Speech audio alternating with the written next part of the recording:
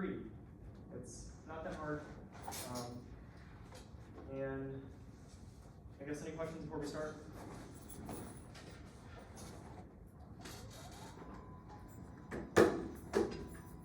Okay, well before we start Cogent 3, I want to go over homework 19. It's going to be relevant to Cogent 3. And then I'm not going to do homework 20 because Cogent 3 will solve homework 20 for us. Homework 20 just asks us to translate this assembly code into IR, or IR code into assembly. Cogent 3 will do that for us, so I'm not going to bother doing that today. So homework 19, the 8664 instruction sets IDIV operation only takes a single argument. For example, IDIV RBX. Why is this, and how do you set the other argument? So, anybody answer this question for me? Because it assumes that the numerator is in RAX already?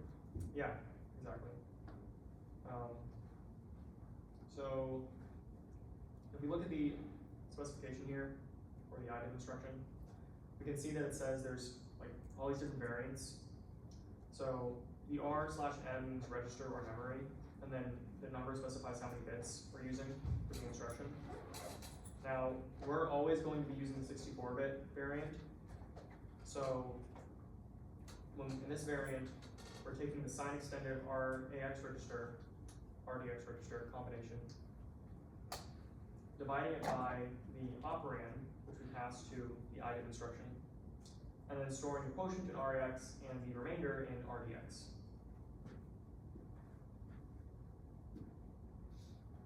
Now, to sign extend RAX, we have to use the CDQ instruction. So, what that looks like in practice is when you're doing division, you just call CDQ. First, you move your dividend into the RAX register, call CDQ, and then call IDIV with the appropriate argument, and then you get the result, the quotient in the RAX register, and the remainder in the RDX register. And that'll be relevant for later when we're doing the assignment. But that's basically how the IDIV instruction works. So any questions on that?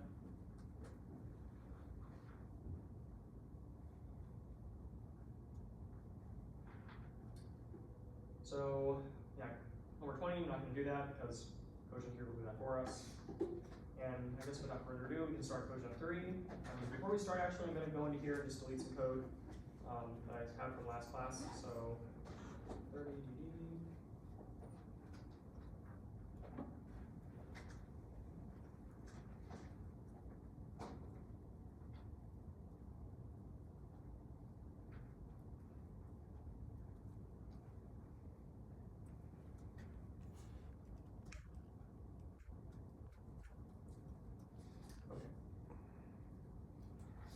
Now, so Cogent 3, we're going to be adding arithmetic operations, branches, labels, and conditional branches to our Cogent assignment, to our compiler. This is going to be a little bit different from the previous assignments.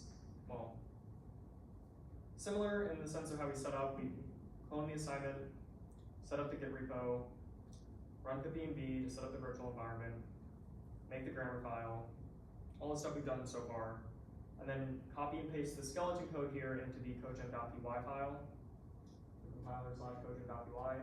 Now, I've already done all this, so we can skip all that. And one difference, I guess, is that in order to actually test your code, we're not going to be copying and pasting implementations from Cogent 1 and Cogent 2 from certain functions like we did last time. This time around, we're only going to be implementing the functions here, these functions. And out of these 6, these 2 are already implemented in the skeleton code. So really, we only have to implement these 4. And I'm not going to be using the wrapper script. For your testing, you'll probably want to use it. I have copied and pasted these definitions from the previous assignments, so we have it ready for this class, so I can actually test my code immediately. But when you go to test your code, you'll want to use the wrapper script and only implement these 6 functions. And again, these 2 are already fine for you. So just some preface. So any questions on that?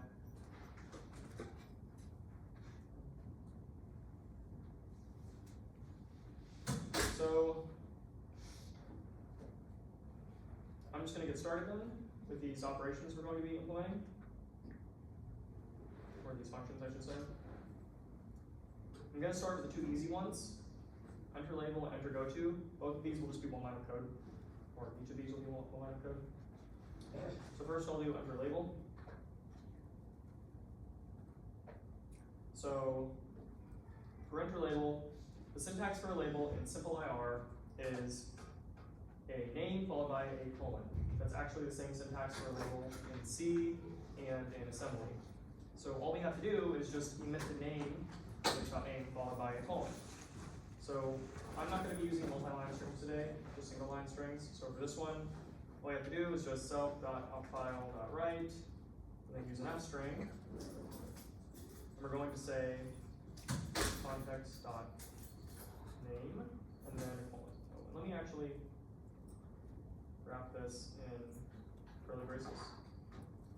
And that's it. Oh, actually, I need to add a new line character. Okay, that's it. And that's all you have to do to emit the label in the assembly. So that's one function done. So pretty straightforward. And next we're going to be doing goto. So the unconditional branch has this simple syntax. It's just goto and then a name. That's like in C. Have you ever used goto in C? Probably not. If you have, this is how C with gotos look. We're going to be doing basically the same thing. Only difference is we're changing out goto for jump, JMP. So we're going to just copy this, paste it in here, delete that. I'm going to change this to \t, JMP, \t for another tab. Go to the colon, delete that, and that's it. So we're just emitting jump followed by the name of the label that we're jumping to.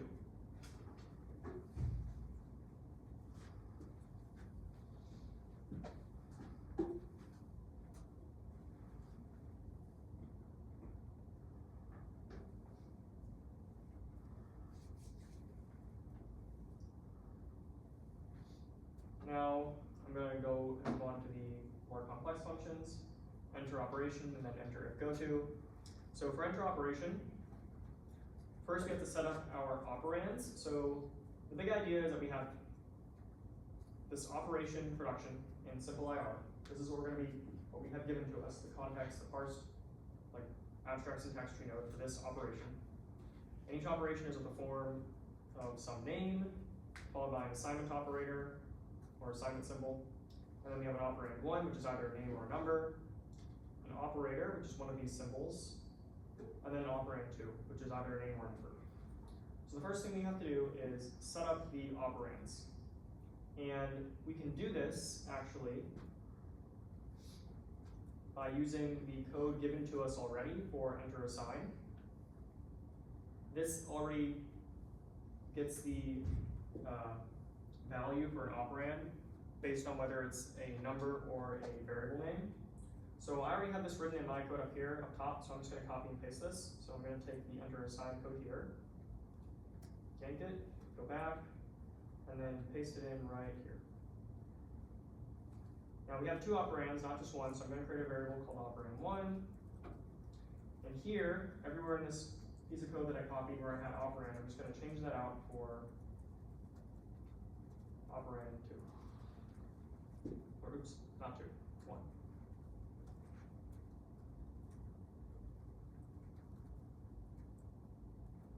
Yeah, that's good.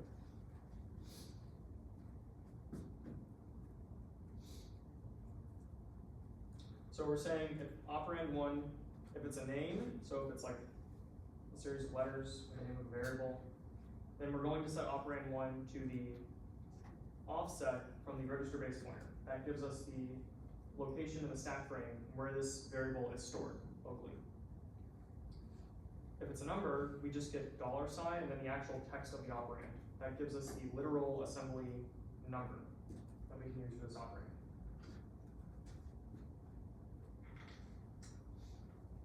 And now we're going to do something very similar, really the same thing practically for operand 2. Just going to select all these and change it to 2.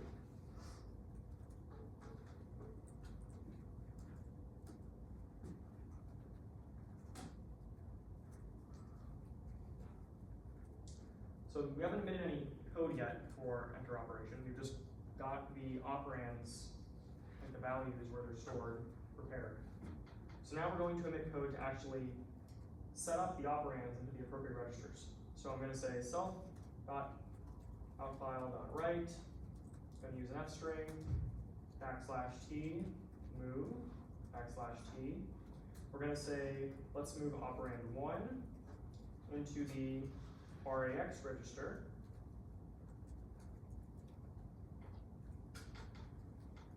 And then we're going to move operand 2 into the RBX register.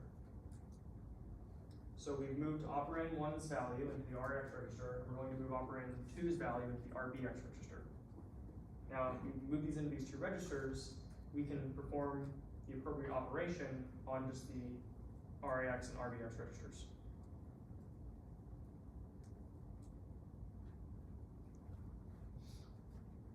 So to do that, I'm going to copy and paste this code here.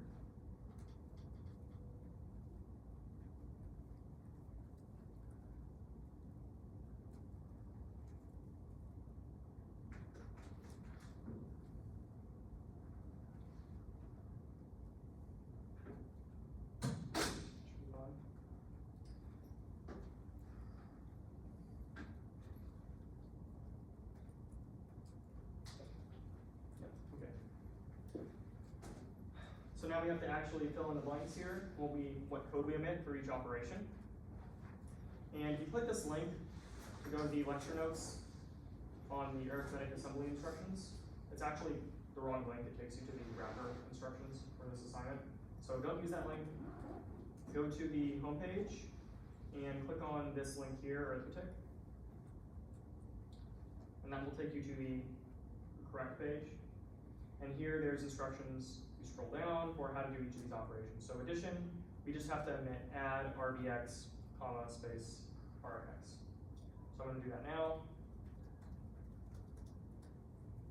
And I don't need to use an F string because we're not actually formatting anything. We're not inserting any variable names into this operation. So we've already moved the operands into RAX and RBX registers. We can just put those into the instruction. So \t, add \t, %RBX, and then %RAX.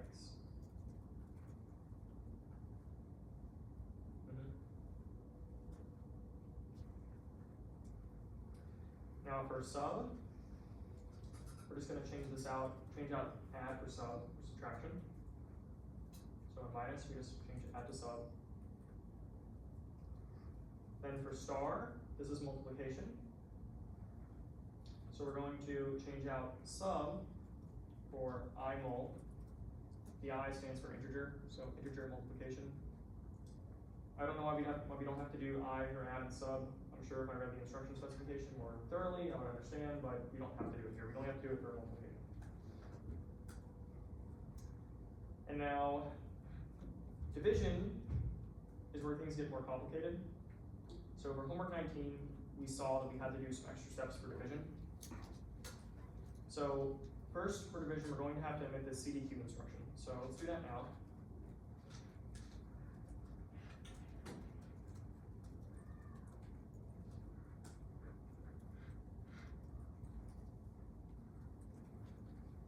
So CDQ. So CDQ will sign extend the RAX register into the RDX register. And we've already moved operand 1 into the RAX register. So this sets up the numerator or dividend for the IDIV operation. Because IDIV only takes one operand, which is the divisor, the denominator. We have to have the numerator already set up in the RAX, RDX registers, and that's what the CDQ instruction does for us. So once we've done that, we can emit the IDIV operation. And we're just going to do IDIV RBX. And I think I need a percent here. When they be line character. And yeah, that's what we should have. And that's it for division. Now the most complicated one, which is not really that complicated, is percent or modulo. So modulo, it's division where we get the remainder, like remainder division, we just want to get the remainder out.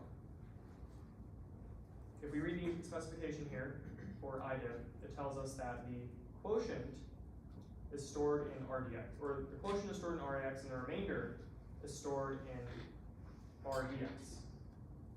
Now, we're going to be moving RAX into the destination of this operation later on in this function. Maybe I'll do that first before I go back to percent so you can see what I mean. So I'm gonna skip this for now, we're gonna come back to it. We're storing the result, I'm just gonna copy and paste this here. The result will always be in the RAX register when we're done doing emitting this instruction here. The result should always be in the RAX register. But because of the way our simple IR code looks, we're always supposed to be assigning to a variable. So we want to move the value out of the RAX register into the offset from RPP for the variable we are assigning to. So to do that, first we have to get the destination. We can get that from this. So we're getting the name at index 0, which is going to be the first name because the operation might have many names. If the operand 1 and operand 2 have names. So we just want to get the first name, the name of the variable we're assigning to. So we call name 0 here. Now that we have the destination, we can move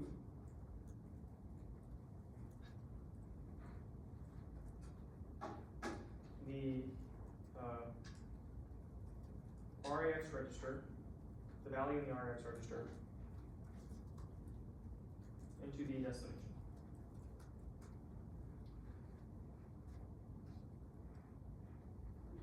So this line of code gives us the actual place to store the result of our arithmetic operation in.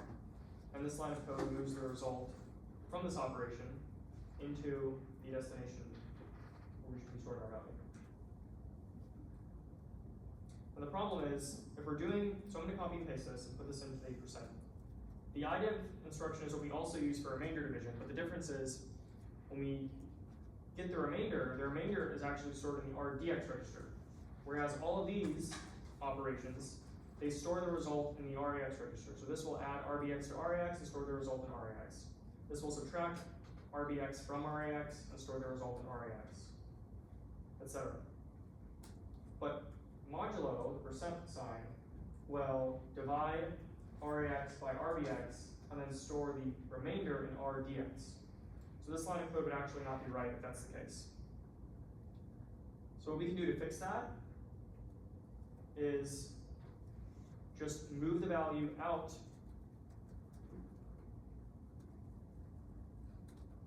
of RDX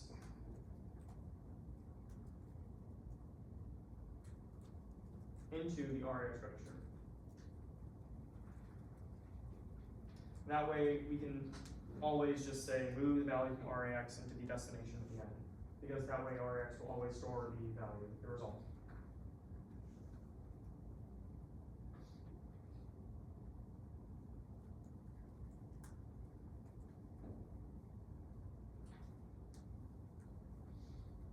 And that should be everything for enter operation. So any questions so far on what we've done?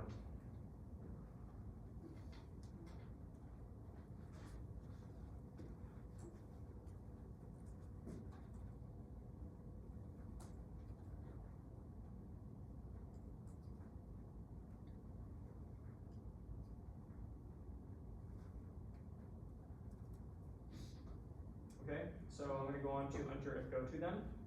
And for enter if go to, I'm actually going to copy and paste these few lines of enter operation, the starting lines, because they're going to be the same for enter if go to.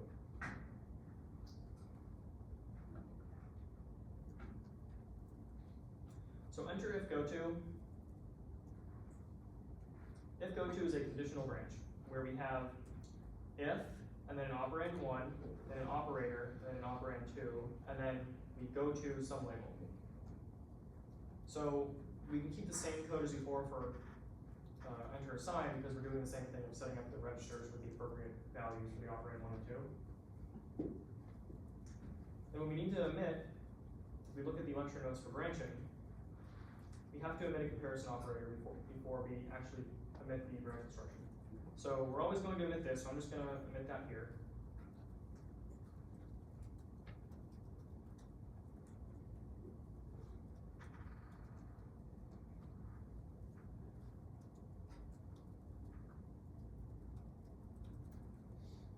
RBX followed by RX.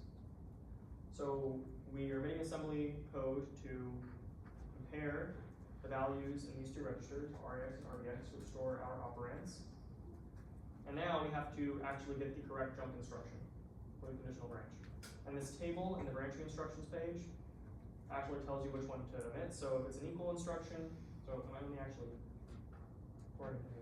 copy this code here.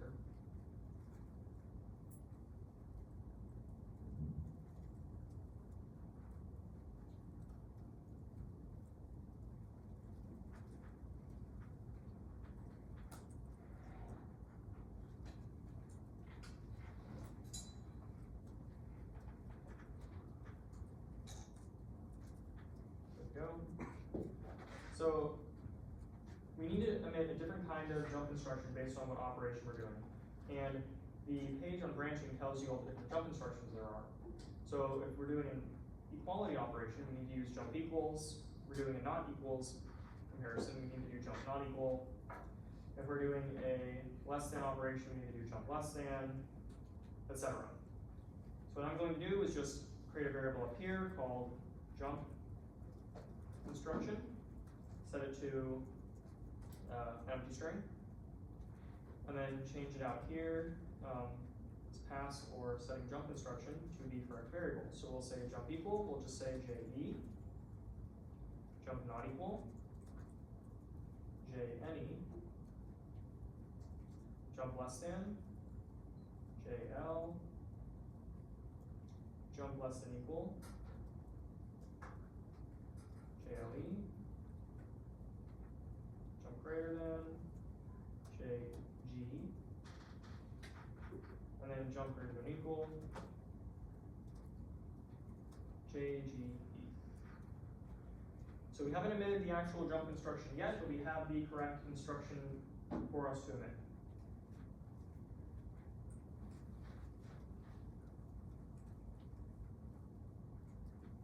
Now, we're supposed to jump to the label specified in the production's label name here.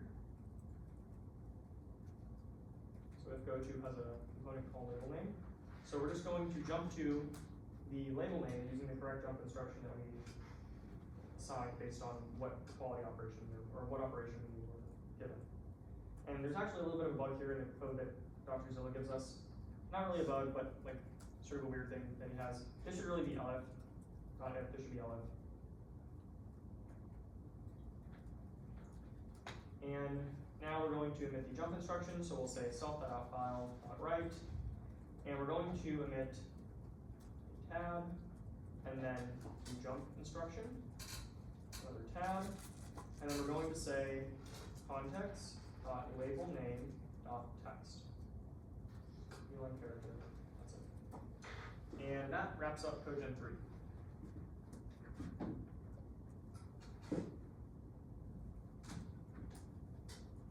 So I'm going to exit out of the code for a second. And I'm going to enter a shell here and oops.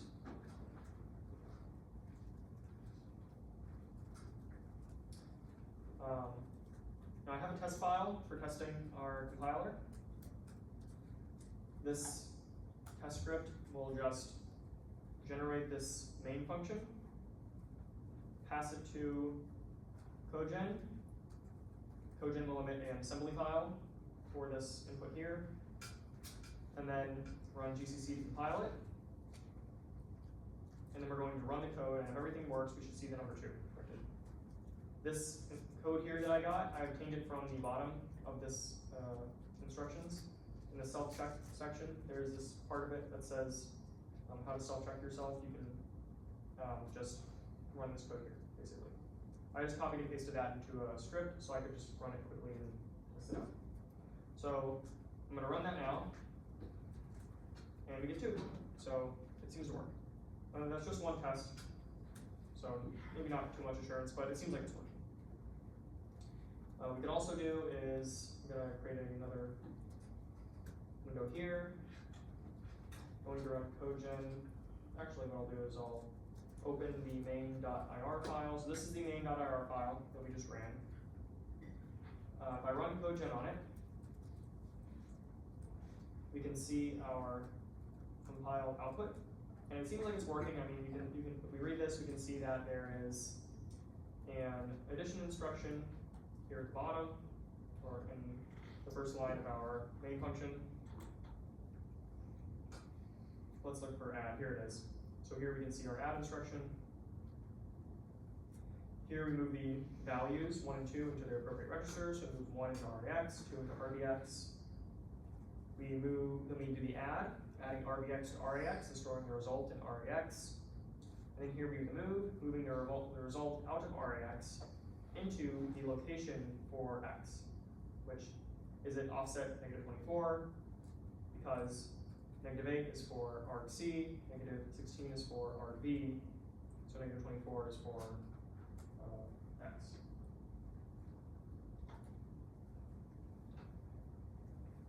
And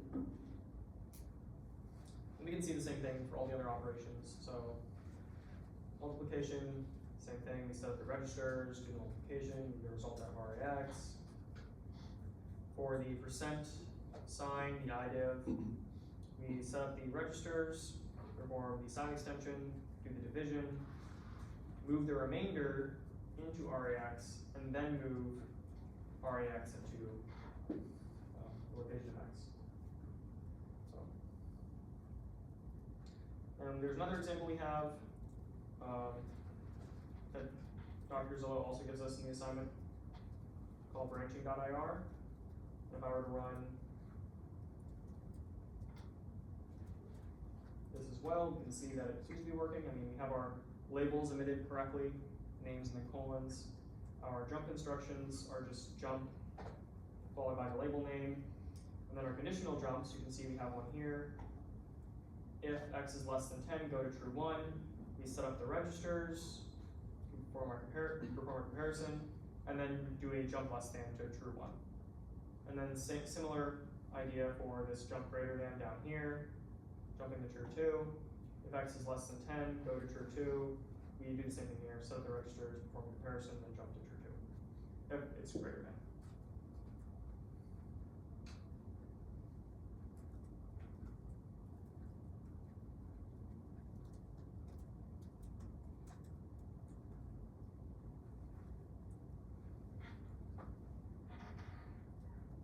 And that's about it for the assignment.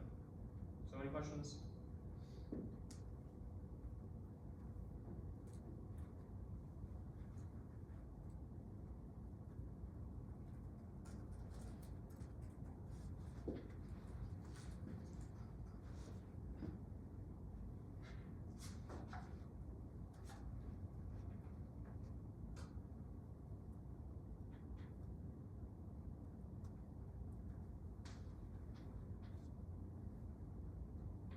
Oh yeah. Could you show the enter if go to?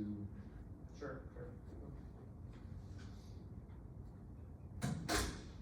Thanks. Yeah.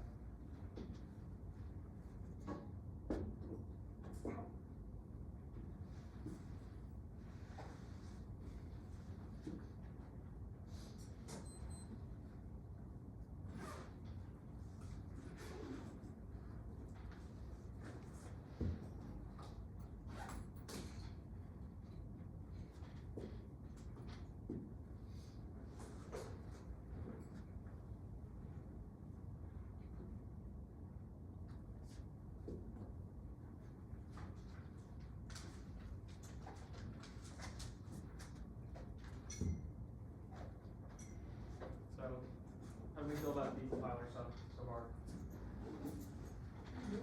Yeah. Do you think it's cool? Cool. Yeah. that, so, yeah, this stuff is pretty cool to me.